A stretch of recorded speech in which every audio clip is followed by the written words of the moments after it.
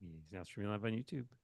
Hey, nope. Then it said private again. What's going on? Give it a second. It hasn't actually started yet. Okay. Navigate to the Incomparables YouTube thing and see what you. Okay, it's there, Dan. Oh, is it? Okay. Yeah, it's there. Up. Ah, Lego stream. There it is. There it is. We know how to use computers. There it is.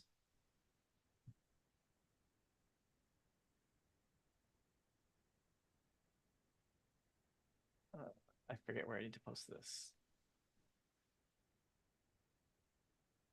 All right, I posted it in the places. It's posted. Dan, how you doing? I'm doing well, Tony. How are you? I'm doing okay. I got a new Lego set. It is not the only unopened Lego set in my house, but this one is the slightly more manageable size one. So it's one that's not enormous, is what you're telling me? It's not a giant Dungeons and Dragons castle. No, it is not. So, and I have a lot of spaceships. There are more, I think, Star Wars Rebellion spaceships than there are Imperial. Well, I don't know if that's completely true. I have a bunch of the Rebel spaceships. I do not have that many of the Imperial ones. So I figured I'd go get myself a new Imperial the Rebellion one. Oh, the Rebellion ones are better, right? Right. I think so. I mean, I feel like they are superior in a lot of characteristics. They're the good guys.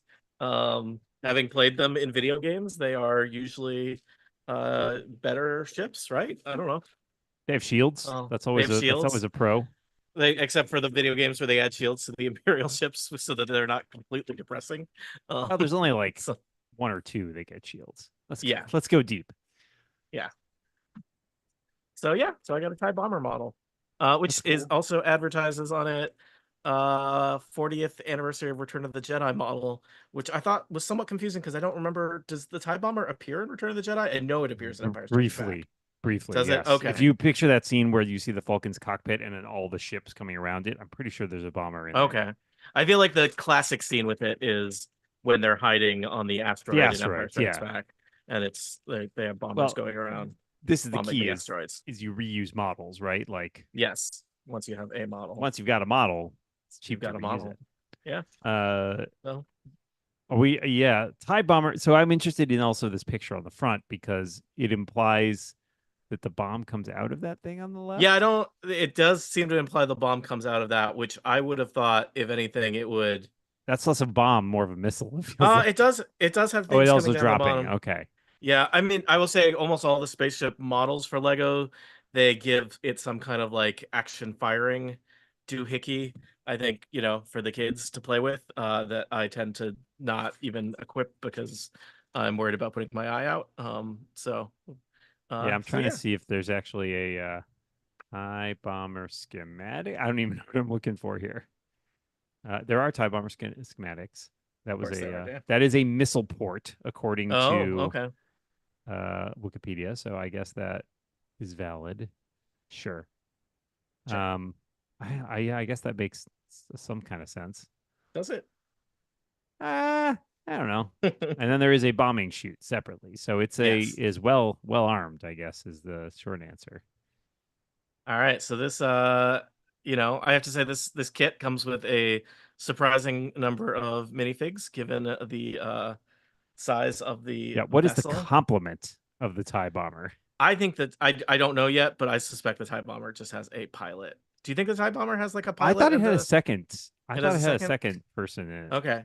Well, I will tell you, looking at the minifigs that this kit comes with are a Imperial pilot who looks like a TIE fighter pilot. Sure. A Gonk droid who I think stays at home. It is a Gonk droid with an Imperial symbol on the side, so you know it's bad. And a Darth Vader.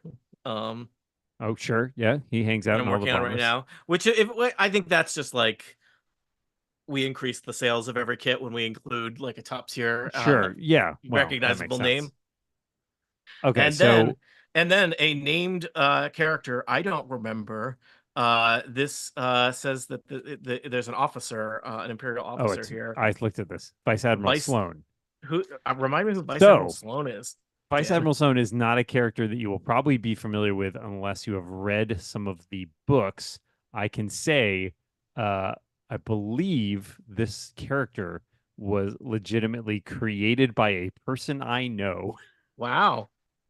So Which Vice is Admiral a Sloan is a book character that got a minifig. That I feel like yes. that's I unusual. believe their first appearance is in they appear in a couple things, but I think their first appearance may be in Aftermath.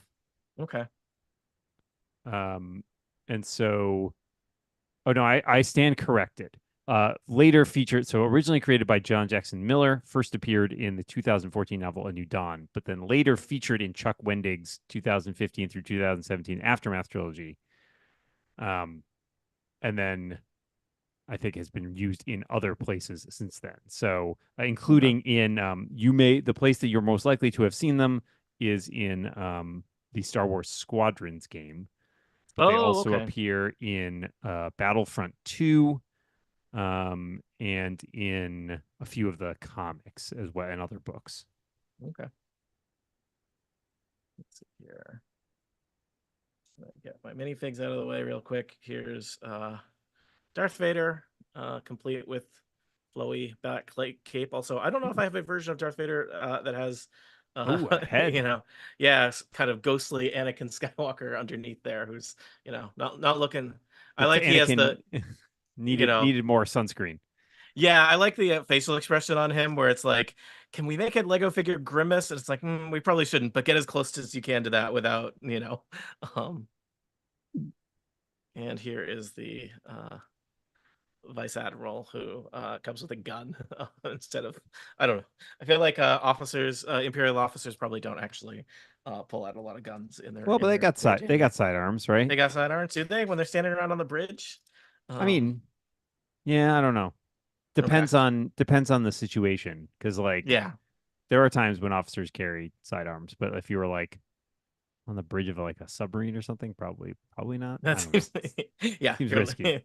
I feel like if your submarine is getting boarded, you probably have a lot of advance notice. Yeah. Um, so, uh, Man, that would be an interesting damn, that challenge. could be your next book. There you go. So Here are some Dan, things, Tony, Dan, that what you if submarines but in space? Space Marines. Ah, that's Well, no, they've already genius. done that. Yeah, sorry. So here are some Yeah, things I've learned from the Wikipedia page. about TIE Um, bombers. yes. Like the TIE Advanced X1 prototype, the TIE SA bomber had inclined wings, which maximized its speed and maneuverability while carrying massive heavy In ordnance. in space, it's speed and It's very important. maneuverability in space. Yep. It flies in the atmosphere sometimes too, because it's bombing like planets, I guess we never right? see it do that, do we? I have a comic panel right here of it Okay. bombing Bestine 4. Oh. Um, Unlike the other models in the TIE line, the bomber had not one but two central pods, a starboard cockpit for the pilot, and a portside ordnance bay for the munitions. The cockpit featured two forward-mounted laser cannons, the standard transparent steel viewport, and an ejector seat in case a pilot on a distant bombing run needed to abandon ship. Is that the only TIE fighter with an ejection seat? The ordnance bay was divided into two sections. The forward ordnance bay carried either 8 concussion missiles or 4 proton torpedoes. The main ordnance bay carried either 4 proton torpedoes and 8 well, that's just restating the same thing. Mm. Or 8 proton bombs and 64 thermal detonators, or Well, 6 orbital mines, or even stormtroopers. Located underneath the ordnance pod was a bomb chute. The pod also featured a missile port that allowed for front launching and torpedoes. The ordnance bay, this is my favorite fact. The ordnance bay could also be swapped for a passenger cabin with room for 6.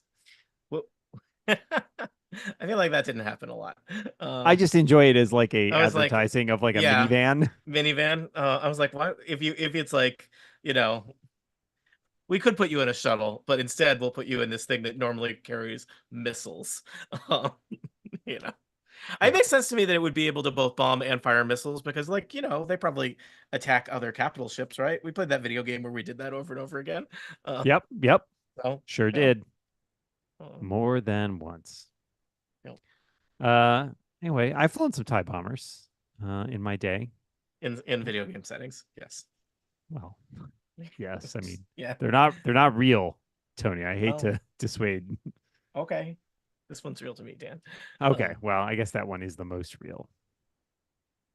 This set does a classic thing that I've never really understood why Lego does this, but a lot of times when you're building something and it has like structural pieces that will not be visible on the exterior, they intentionally use really bright colors. And I don't know if it's like just to like make those pieces easier to find in your kit, but like that when you put a little red brick in there, you know, the TIE Bomber, not known for its vibrant color scheme, that's a cue to you that that red brick is going to be entirely covered by gray and light Fascinating. gray. I have And not built a lot of recent large Lego sets, I think.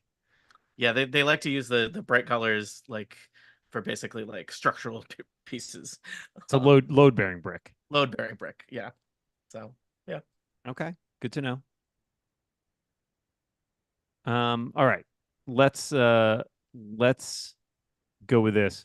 Ranking Imperial Imperial starfighters. starfighters.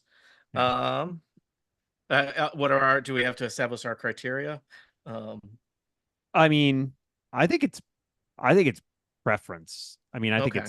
I'm allowed to I'm going to allow personal opinion on this Mm-hmm. one, which is to Okay. say favorite Imperial starfighters. Should we go worst to best? Uh, hmm. Yeah, let's try and go worst to best. Um, what is the worst Imperial fighter?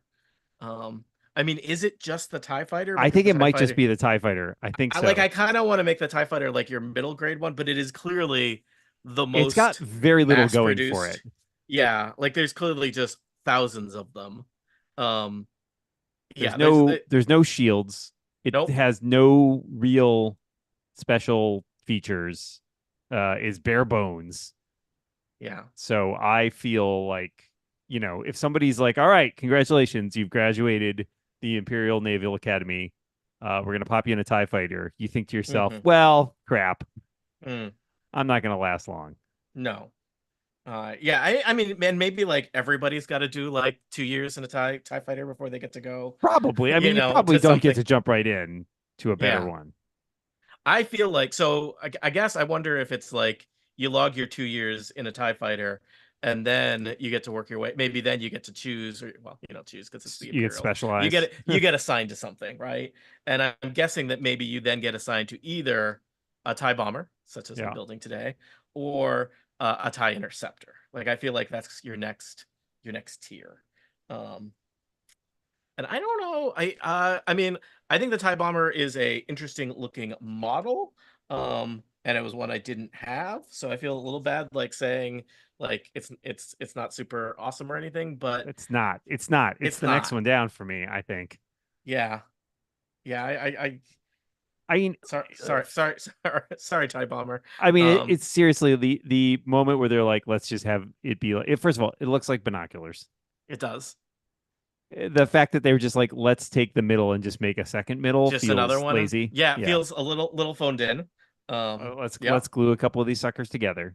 Mm-hmm. And having flown them in video games, they're always very slow. They're very slow, and TIE Bombers still no shields, or do some of them have shields? I don't think most of them do have shields. Because it's like basically like how can we take a TIE fighter and make it like slower and more vulnerable? um, Yeah, so you they know. claim it has a stronger hull, but it Mm, lacks shields. yeah. Well, A stronger that. So hull, you. great. Yeah. Great. So does a minivan. So It's the yeah. minivan of TIE Yeah. fighters.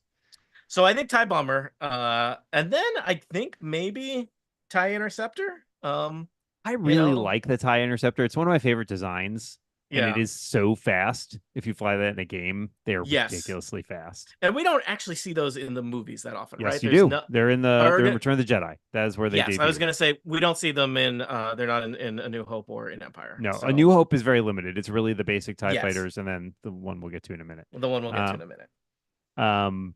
yeah, and I think you see them some of the later movies too. But I think I don't know. They're cool. They're kind of scary looking with the Mm-hmm. pointy parts. Um, I think that for me is a plus. It's a visit from our other co-host. Happy Okay. birthday to I didn't you. do this. We're not doing that, Cat. Birthday It's to it's you. What? He said we're not doing that, guy.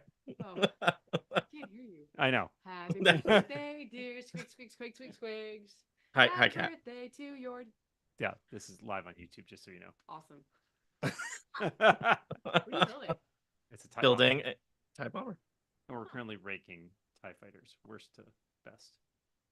What are you gonna do? Come on, like you don't have a rank in your head. You're gonna think about it and come back to us. Mm-hmm. Okay. Now, contentious issue. Mm. Do you include the TIE Defender? I was gonna ask about where does the TIE Defender and is it the TIE Advance? Is the TIE Defender is probably not canon anymore? Is that what No, the happened to TIE that? Defender is canon because it's in Rebels. Okay, I'm getting.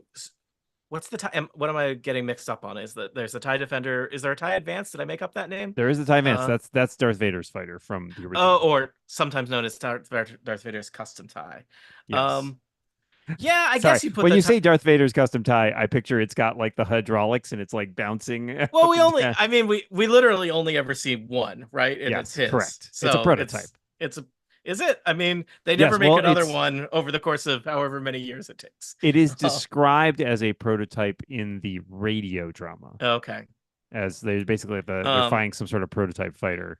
And I think the implication is that at least part of it is turned into the Interceptor potentially. Just because it has curved wings. I mean, basically, yeah. It also the Advance has shields and a hyperdrive, I believe. Yes, which is the main difference. Otherwise, Darth Vader would be in big trouble at the end of A New Hope because he would have nowhere to go. Because I guess they say that the TIE fight. So they say there's another Advance that are flown by the Inquisitors in Rebels. The TIE Advanced X1, which is the V1, which is the prototype to Vader's X1. Anyways, I guess the TIE Defender gets thrown in there a little bit. I feel like the TIE Defender is always a little bit of a weird like narrative spaceship where it's like we really just need there to be a spaceship that's like almost as good as good. Yeah, yeah. And it's in the it was recently in Tales of the Empire too, right? Because we learned it was designed by Morgan Elsbeth. Yep. She's busy. What a storied career she has. Yeah. So I guess that goes in there toward the top. I mean, it is. Yeah, it's a really good spaceship, right? It is a little. I do find it a hilarious design where with the three things. Yeah, but they're flipped around. Yep. Like they're concave instead of convex. It's very strange. It's not. Yeah. Like from a capability standpoint, it's high. From a design standpoint, it's like medium to me. So that appeared in Star Wars Rebels, which then made it canon after having appeared in video games a million years ago. Correct. Yeah, I believe it debuted in TIE Fighter, the original game. I enjoy there's also the episode of Rebels about the basically prototype B-Wing. So basically the Star Wars Rebels shows loves prototype ships is my takeaway. There are also a couple little one-offs. Rogue One has a couple ones that aren't seen otherwise, which are the TIE Striker and the TIE Reaper. I remember the Reapers in at least one video game. Yeah, the strike. Yeah, I remember the Reapers as well. The Striker. Oh yeah, the Reaper is in. I want to say the Reaper is in the recent X-wing squadrons, where it's got like a it's got like the wings on top, kind of. And you could land. It was like the support ship, I think, in the Star Wars Squadrons game. Like it could heal other ships. And then the Reaper is kind of similar, but with like a little sleeker. Sorry, the Striker is a little sleeker, a little more minimal. And again, never seen outside of Rogue One, as far as I can tell. Maybe it showed up in some of the other, like Lego sets or comics or something. But not bad. I consider those. I mean, they're canonical, but I consider them kind of. I don't want to rank them because you only see them once. And then there is a TIE boarding craft from Rogue One as well. Yeah, I was gonna say I remember. I feel like there's also it appears possibly in Rebels. There's like little kind of TIE-esque drop ships. Um, Well, the TIE boarding craft looks like a repurposed bomber, mhm. basically. The one that's in the One of my favorite, and I assume it's not canon anymore. In at least one of the comics that always stuck with me was there was a TIE crawler, which was like a TIE yes, fighter, but with that is in this hex list. Yep. like hexagonal treads where the things are. So it's like the TIE fighter version of a tank. And I was like, that doesn't make any sense. um, you know, like it looked great, like, falling down a hill because it couldn't fall over, but it was like that seems impractical. Let's build a thing with just like a really fragile center that's Stick some wheels on it or just treads or whatever. stick giant wheels on it. You know, that was like we are way too committed to hexagonal panels for our We as our we, we design ethos. overbought on those. Yeah. We just had to Yep. put them on everything. Yep. The other two one-offs that are mentioned in the Wikipedia page, at least, are the TIE reinforcement battery heavy starfighter, which appears in Solo during the Kessel Run scene. I don't really know what makes that different. It's just a little, yeah, like it's also sometimes called the TIE Brute. It looks a little bit like a, yeah, it's like a little bit like a TIE fighter with like an extra little mini bulb on it that has a gun on it. Sure. I'm not going to count that one either. And then there is also the Outland, what they call the Outland TIE fighter, which is the Moff Gideon TIE fighter Oh from yeah. Mandalorian, where it has the foldable wings. I mainly But it's remember otherwise it just a TIE fighter. crashing and Yes, him right. cutting his way out of it. I do. Oh, I remember it landing and the wings like folding. The wings fold Uh, up, which the wings was fold wild. up. Yeah. Also, I Uh, get, I mean, presumably we'd never seen a TIE fighter like just land on the surface before. So yeah. I feel like there's Um, some time where you see them on the surface. Sometimes you see them in fighter bays, and they're like I just feel like sitting they're there. frequently like hanging. So That's true. It's a yeah, good point. There is also, of course, the several First Order variants. of course there are. And then there's the creepy, stupid Sith ones from the end of the movie Mm. that we're not going to talk about. Yep. Anyways, so that's a lot of TIE fighters. A lot of TIE fighters. How do you feel about Vader's custom tie? I like Vader's custom tie. It Mhm. is effectively like sinister looking. I Yep. think it's just different enough. Also, like it kind of has its own uh aesthetic going. The bent wing thing, which was different from the standard ties at that point, I feel like Yeah. make it stand out. Plus, it's the best of everything, right? It's got a hyperdrive, it's got shields, it's still really, really fast. And it's basically the only TIE fighter that survives the Battle of Yavin. Yep. So you got that going for you. Yep. That's One of your wingmen can crash into you and send you spinning into a trench wall, and you're fine. You're fine. You're You fine. just bounce right off. Yeah. Yeah. So, Do a little spinning. uh, It's a yeah, good I think trick. it's strange that we don't ever see it again. Like we don't see Darth Vader say piloting it. It's kind of I remember building a model of it as a kid and thinking it was kind of a strange shape. It's like it's very kind of it's got a long shape to it. But Yeah, the I mean I back think kind of comes out. Yeah. yeah, I mean, but to me, I will say that I think the thing that just works great about it is uh it's I think it's probably important visually for the bad guy with a name to have a visually hmm recognizable hmm ship compared to the 1,000 other TIE fighters flying around. But when they fly in formation, I have this over here on the you know Darth Vader's custom TIE with the two TIE fighters hmm behind him is just a great That's a good visual. look. Yeah, with the you know one ship two flanked by two is a great look. I So do enjoy yeah. the Wikipedia claims that I love these things. I'm not even looking at this. Vader specified a custom cockpit to accommodate his armored suit, Hmm. and high performance solar cells were fit into the fighter's curved wings. Sure.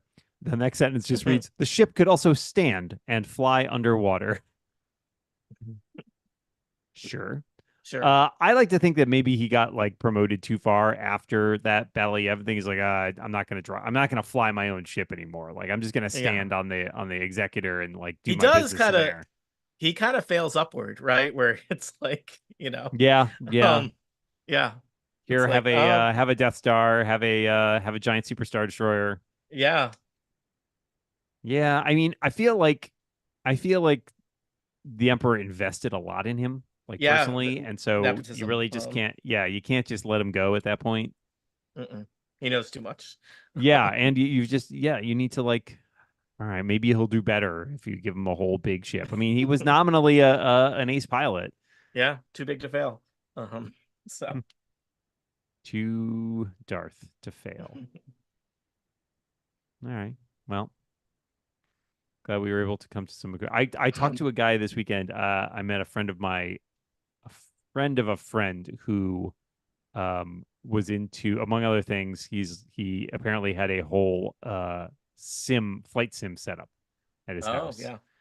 And he mentioned that he had a VR connector there, and I was like, "Oh, I really wanted to play Star Wars Squadrons in VR." And he's like, "That's why I bought this."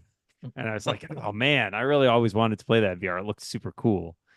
But I never got the chance. Oh well, someday I'll be able to fly my virtual. What did we play at that arcade in Portland? That was something, but it was not VR. Oh no, that was the Battle Pods, right? Battle Pods. Okay. Yeah.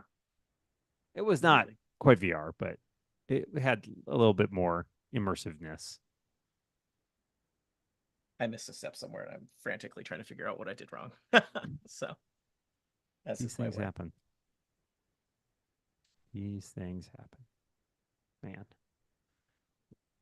If you want to buy a Star Wars Battle Pod, because I just Googled Star Wars Battle Pod and it took me to a site where you can buy one. Would you like to guess how much? There's a fancy one that like you actually go into, I think.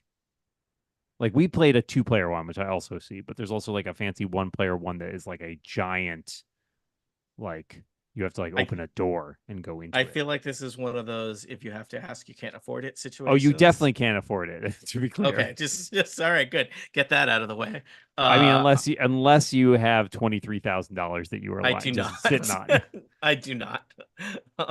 Wow. That's an investment in the Star Wars Battle Pod lifestyle. I don't have space for that, let alone the $23,000. So I do not know what site I have stumbled upon here. Yeah, what room of your house do you store a Battle Pod in? Oh, you have a dedicated room. You have a dedicated room. Okay. The official Bandai Namco webpage that has all the parts and the manual for fixing it. Oh, so God. Like, so this is one of those things where you're not you're now in the maintaining your Battle Pod lifestyle. Yeah, I kind of love it. Although some of it is ridiculous. It's like, okay, fine. Like you need a new I don't know, a button to press the missile button. It's $6, but you need a lever harness. I do need a lever just harness. Like a wire that you connect. Like it looks like a interface cable. Basically, it's $145. You don't care. You have a $23,000 Battle Pod. I know, but I gotta fix it. There's spring ends. There's a little like circuit board, decals. You can buy all the decals. There's got to be somebody who offers like a service plan, right? Who'll come well, to your yeah. house. I don't think you buy because this is like, I mean, the closest I know is I've known some people who had like a serious aquarium hobby, and so I think these were all people who were doing it themselves, but they had saltwater aquariums, and that was like they have multiple saltwater aquariums, and that's like a huge undertaking. But my understanding is that for the rich people who just want to throw thousands of dollars at aquariums, you also can get you get an aquarium guy, and though I assume the market for it is much smaller, I assume that you can also get a Battle Pod guy who will come to your house. I mean, I think it's designed clearly for people who are basically doing actually like maintaining arcades, I assume. Okay. They also have like all the other like Mario Kart arcade, okay, a bunch of Pac-Man stuff, bunch of Pac-Man things where you can get like different, Pac-Man console. Like, somebody's got to build the console, somebody's got to maintain them. And you can't like just buy a new one if it breaks, right? Like, no, it's expensive. It's $23,000. Jeez. That's a lot of plays to pay for it. I do want to say that the $23,000 Battle Pod has a 30-day money back guarantee. Oh, well, Dan, we'd be foolish not to buy a couple. This is just also the site where you can just buy a bunch of like pinball games and stuff like that. Those are probably though These are at the so time that I expensive. would have wanted a pinball thing, reasonably priced compared to Battle Pods, I have to assume. Tony, would you like to talk about air hockey tables? Because they also sell air hockey tables. How much does a good air hockey table go for? I cannot vouch for any of these being good. But how much does an Would air you like hockey to know table? what a basic, like this? Yeah. This seems to me to be the cheapest air hockey table here. An Hold on, can I intro sort air hockey by table. price low to high. Yeah, that is the cheapest. The Dynamo Arctic Wind home air Oh. hockey. That's a good brand for air hockey, right? I think we played I on don't- a Dynamo. Did we? Sure. I think It so. is about $2,500. You know, Not, I mean, I think not ridiculous. not ridiculous. Yeah, there are a couple of the other Dynamo ones that have like the overhead light thing, which we've definitely played on some Mhm. of those. I do like this one that's Pac-Man themed. Like it has like the Pac-Man maze on the Oh, on the table, table. That's and it that's has kinda like cool. ghosts on the side and stuff. But that'll run you a cool 5,000. Yeah, I mean that just makes sense to me. All right, the Dynamo Pro style is also about 5,000, and that strikes me as pretty close to what we used to play on. It's a nice looking table. Again, I have no room for it. Once I also you feel like you could build. retrofit your basement to be a illegal arcade, you'll have plenty of room. I had a contractor in there today who's like, "Should we do this? Should we do the basement next?" Is he I just think he was. is he I think he's just is he- messing with me, but is he just upselling you? Did you just get Yeah. upsold? yeah. Well, I mean, it's the basement, so technically downsold. Well, I would not redo our basement. It's not. It's not a great place to be. I think that's hard in a New England basement because there's you know, It's There's moist. It's moist. there's a lot. Damp. Yeah, A yeah, lot of bugs. Don't recommend yeah, it. yeah. No, I would just think of that as kind of a lost cause. Yeah, I don't even like keeping stuff down there. I got to be honest. I wouldn't in your basement. I mean, nothing I'd like. No, definitely not anything I like. Well, we're about half an hour through. We've exhausted all topics of conversation. No, Dan, we mainly talked about TIE fighters. well, yeah. I mean, what else is there to talk about? I did find as I was putting this together, I had missed a piece. They did Darth Vader's helmet. I think this is kind of cool in two pieces. It's got a lower bit Oh, and then the upper bit. So, that is cool. and because it's Lego, I have two lower bits. You know, Sure. Yeah. Why yeah. not? So Let me switch gears then and ask Yeah, you a question. gear switch away. Have you at all looked into the 2024 revisions to our friend Dungeon and Dragon? Our friend Dungeon and Dragon. I have not looked into them directly, but lots of people are talking about them, and I have been following that a little bit. I will say there is always the somewhat weird thing of how much does it directly impact me as a dungeon master versus as a player, since most of the adjustments, not all, but most of the adjustments are to things players will be able to do, which is historically not me. So I did hear they were talking about they'd redone some the stat blocks and stuff for monsters, not Okay, just like the cool. content, but also like design Yeah. and style to make it easier to use. But yes, they have not talked as much about the Dungeon Master and Monster Manual stuff. They've just touched Yeah. on them a little bit. I saw there is a new monster manual. There is and both a new DMG DMG and and- a new Monster Manual. I don't know if I crack open the DMG much at all. Yeah. It's tricky. We live in a world now of digital tools and stuff that you can look up both officially and unofficially really quickly, such that I have on my shelf many hardcover copies of things, and I go to the adventures often when I'm running a specific adventure, but I don't tend to go to the reference materials a lot. Yeah. DMG is always a little tricky as a book in terms of what information do they provide in there versus that Right.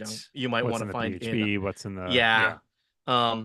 I feel like when I was first learning to run D&D, I definitely used the Monster Manual a lot, and that the Monsters Manual is probably just the one that is like the most fun to flip through, because it's like literally here's all these pictures of outlandish monsters, and then you read the descriptions of them, and that's like, I think for a lot of people that's what you do for weeks, months, possibly years before you ever actually get to play D&D, is you look at the Monsters Manual and think about how cool it is.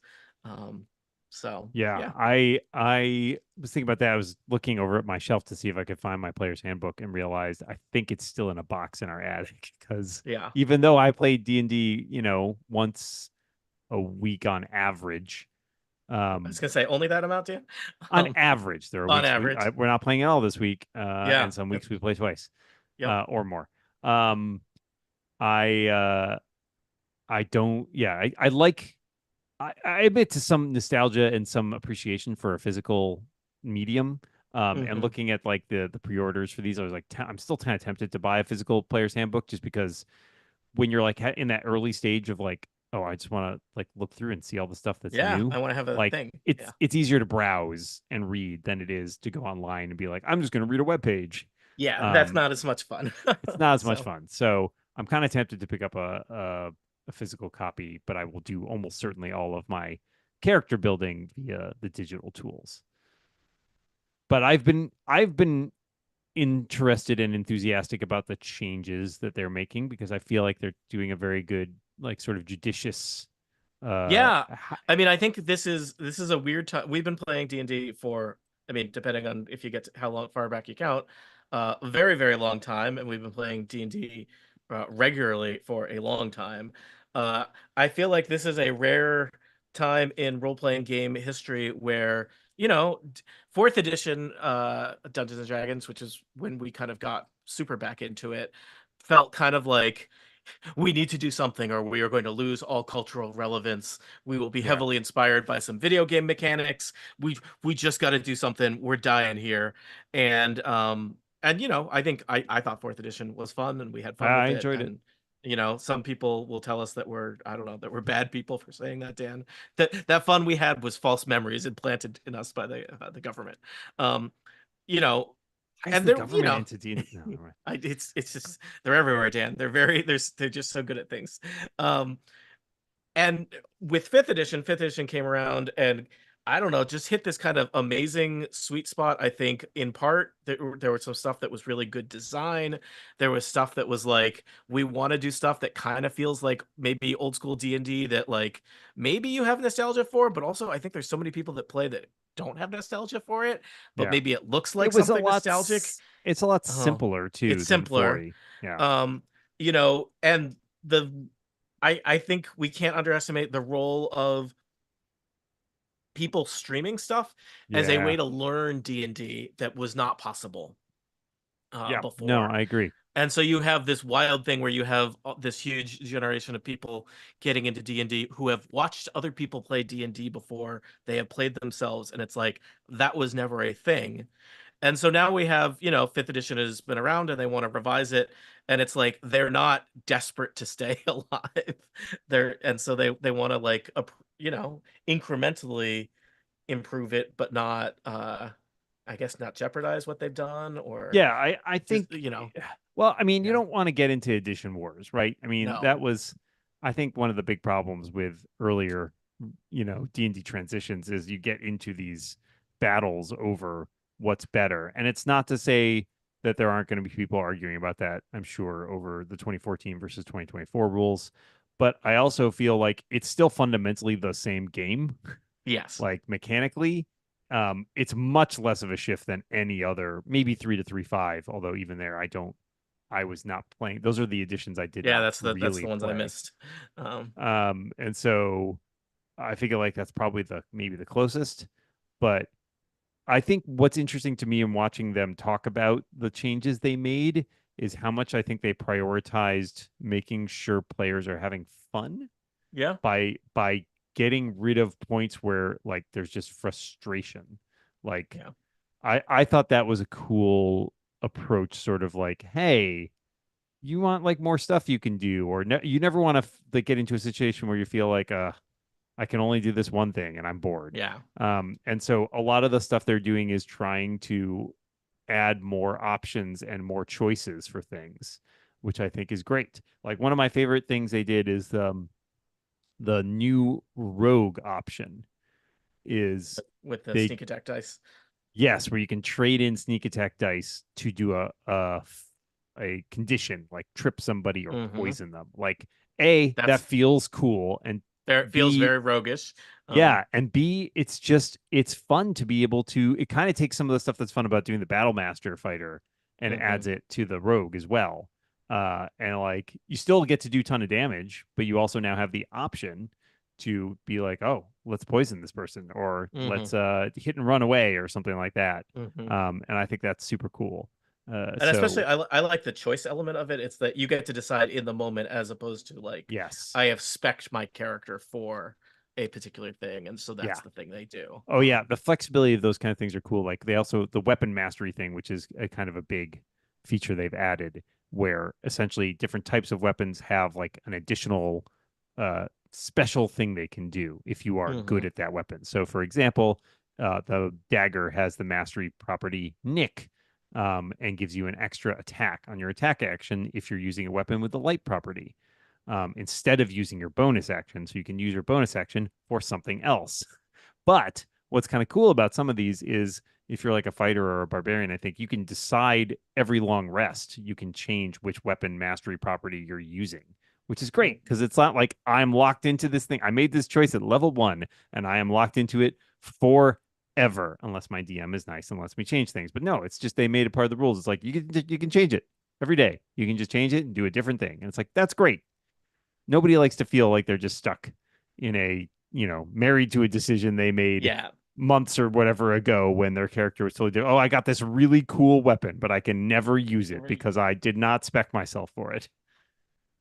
And I will say, I almost always let people change choices. Spoiler, in a recent Total Party Kill episode, Jason Stell's character changed his classes because he decided he didn't want to be like some weird critical role class that he had spec the character as, and he's like, you know what, they're just gonna be a fighter now. Did he make a blood hunter? He made a blood hunter, and then he was like, I don't want to be a blood hunter. Yeah, that's a very specific thing, and there's a reason that they never. I actually think this is one of my favorite things, is that they've. One of the problems in 4E is 4E, they did this weird, bizarre explosion of classes where they just kept adding more classes. Yes. And they've done a very nice job of keeping it to sort of classic things in the one thing that I think is interesting is I believe the new revised player's handbook, the artificer is not present. But every other character is. And the artificer was added later in 5e anyways. I believe that came in a subsequent, it was like added in a subsequent volume. So, but like they basically started with a set of classes, and then with the exception of the artificer, they just kept those classes. And they added some subclasses along the way. And I think they've pulled back on that a little bit. I think in this one, each class gets 4 subclasses, and most of them are ones you've seen before, but there are, I think, 2 or 3 new ones overall. But they also, like, again, it kind of tightened things up a little bit and didn't make too many options. But I'm intrigued, especially because some of the ones in 2014 rules, some of them have a ton. Like Cleric, I think, has a ton of subclasses because it's all the different domains. And there's like 1, 2, 3, 4, 5, 6, 7, 8, 9, 10, 11, 12, 13. There's 14 domains of clerics, which may be the most subclasses I think of anything. That's too many in the domains. Yeah, I would tend to agree. So I think they're going to, some of these will not be present. It may get added later, I guess, but like when you're testing and like play testing and all this stuff, I feel like you want to keep it kind of tight. Yeah. So what are there things that you want to play that based on these new classes that you're excited to try out?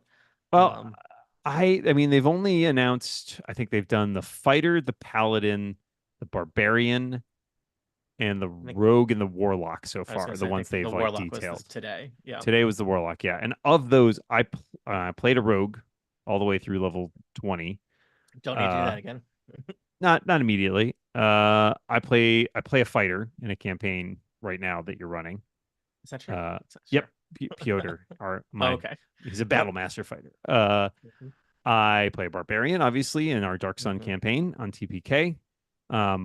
Warlock is one that my wife loves to play, but I have not played very much. And then paladin, I don't try to remember. I think I played a paladin in that level 20 adventure, one of the level 20 adventures that Micah ran for us. I think sounds that was, it was either, I don't remember if it was the Christmas one or the Mhm. I think it But was that the was Christmas one. basically a one shot. Yeah. Yeah, exactly. And so that was fun. But I played a paladin in 4E. I had a regular character who's a paladin. Um, but it's not my top class. Yeah. I think the one that I'm probably most interested in seeing when they redo it is the monk, because that is a Mhm. class that I like a lot. Although You trying to played a remember, monk a bunch. I have played a monk a bunch. I'm trying to remember if I played one in 5E. I may not. I've played one. My Baldur's Gate 3 character was a monk. Like my Mhm. primary character for that was a monk, which I really enjoyed. And I'm kind of curious to see because there's definitely places in this where it feels like there's some synergy with the Baldur's Gate 3 versions of the Mhm. classes and the Yeah. mechanics and stuff. And I'm trying to figure out how much interplay there was there.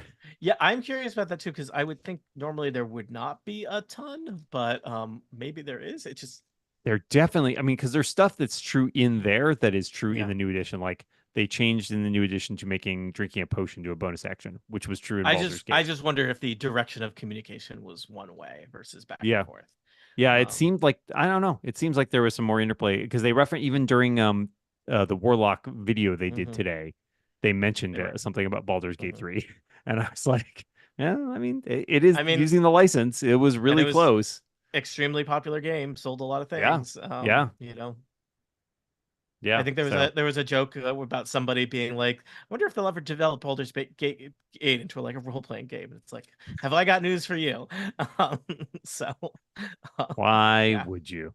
yeah. Madness. I love it. Well, I know, I mean, having run D&D for so many different people, there I definitely have some players that are like want to. Annette was like, I want to play one of every class," and I was like, that'll take you a while. Especially depends how long of an adventure you want to play with each character versus just a one shot. But I have played, I'm going down the list. I think I have played everything except I have played almost every one. I've played almost every class. The only wow, ones, and some of them only briefly, like on a one shot or something. yeah, But okay. I played I've an mainly artificer played in a Wizard. yeah. I played an artificer in a campaign you ran. Mhm. Zen. I played a barbarian in Dark Sun. I played a bard in the white I White want to Sparrow, say yeah, white claw, but that's not right. White sparrow. yeah, Played a cleric in Chris Estrad. yep. I have not played a druid.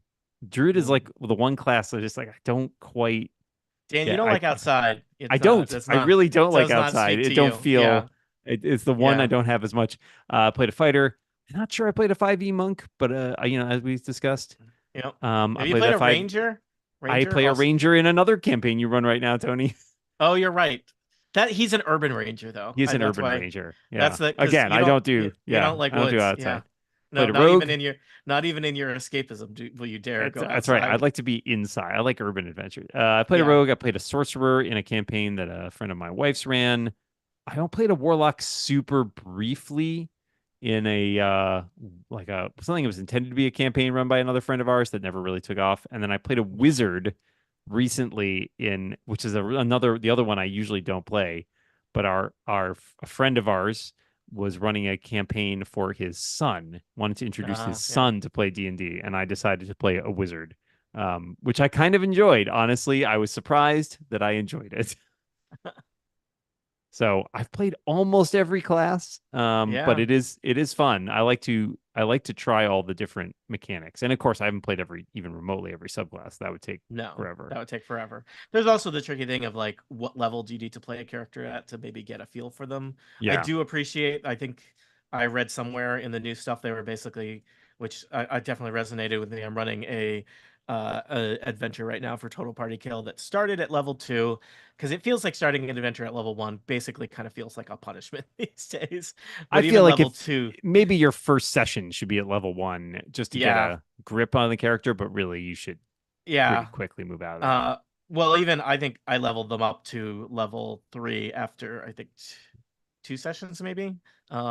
I got up to level 3, and I believe I read something that basically said like, yeah, I mean the character classes don't get to be what they are until level 3. So basically, level 1 and 2 is reserved for new players. Returning players should basically just jump to level Hmm. 3. Yeah, And I was like, that makes sense to me. Um, you yeah. know, Level 3 is all the subclasses now start at level 3, yeah. basically, which is where you get more Things. You get to flavor. you get to do the stuff that makes your fighter different from your paladin. Exactly. Right. Warlock different from a wizard. So Yeah. yeah, that That's makes sense to me. That's a nice move. I like that. I appreciate it. Yeah. If you really need to like, hey, we don't know, we just need to start the basics. This is how you roll dice. This is how you attack something. These are the stats that are important. I think it's handy to have your first couple levels, but I do agree that and like because you incrementally your character gets more complicated over time. But if you know your way around, it's nice that they're like, yeah, just jump to this. So yeah, no, I um, appreciate that. I hope that is then reflected in the design of adventures. Yes, yeah. Well, that's the other interesting question is trying to figure out what like they haven't talked as much about the I was gonna adventure say, has side. there been any announcement about an adventure that would be released with this The materials? DMG contains a campaign setting, and I feel like they said 5 adventures, but like shorter ones, I think. Mm-hmm. That is the only thing I feel like I've heard about, like, but I'm not sure. Yeah, I mean, there's some stuff around. Man, I feel like we play a lot of Dungeons and Dragons, and we cannot keep up with the published adventure right. output. You know, I have run every Candlekeep adventure now. Not all of them for podcasts, but either for podcast or for non-podcast.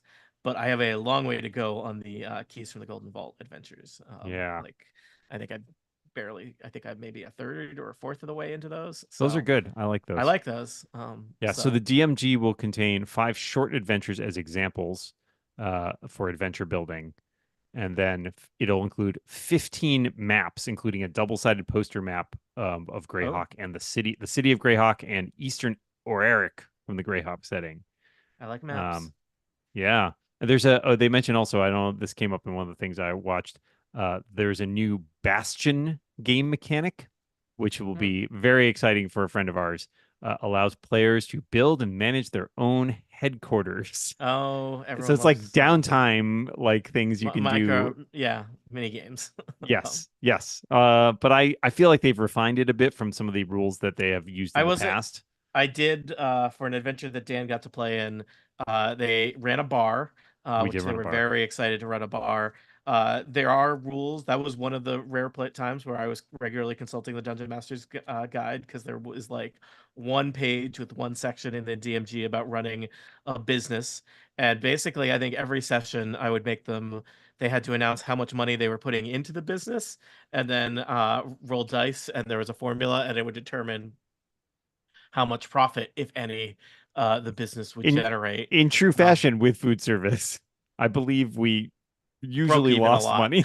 I think you know, the players did. One player in particular basically looked at the formula and like figured out we should always spend this amount on like basically marketing, which I was like, is this cheating, or is this the same as hiring a consultant with an MBA? I don't know, but they did that. But yeah, it didn't do great. I did kind of wish there was a little bit more to it in terms of just like, you know, there a little bit more texture to that versus roll dice and see if you made any money. But certainly it was not a lucrative side business so much as it was, I guess they have a place they could live on downtime that doesn't cost them any money. Mainly, and you know, the bar mainly featured as a display case for all the trophies that we won. Trophies they brought back. So yeah, I enjoyed it. It was fun. It gave us, again, it gives you a little bit of cohesiveness as a party to be able to have this like shared space. Yes. I mean, it was especially an urban adventure too. Yeah. Yeah, and especially in an urban adventure, I think it's nice to have a base, right? I feel like less of a thing in a when you're out in the wilderness, but in an urban adventure, it's nice to have a place that you can come back to between your next phases of your thing. So yeah, no, it provides some nice continuity, and also I believe you laundered some stolen money through it. So there's that. There may have been some in a fantasy setting lawyers. So you know.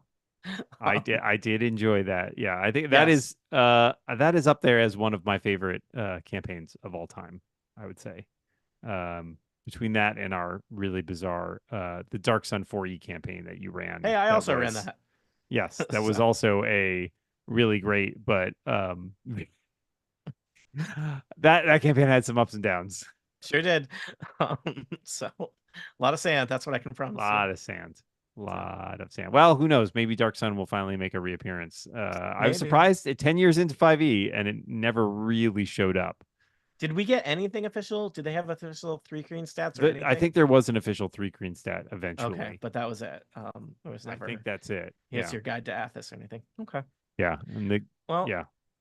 Dan, we should wrap up. There's a Okay. incomparable stream starting soon. So anyone who's watching or listening to this that wants to jump over and hear the incomparable people, I believe they're talking about Doctor Who season wrap up. So you can do that. But thank you for watching or listening. I built roughly 1/4 of my TIE bomber, so I'll be back at some point to build more. The end.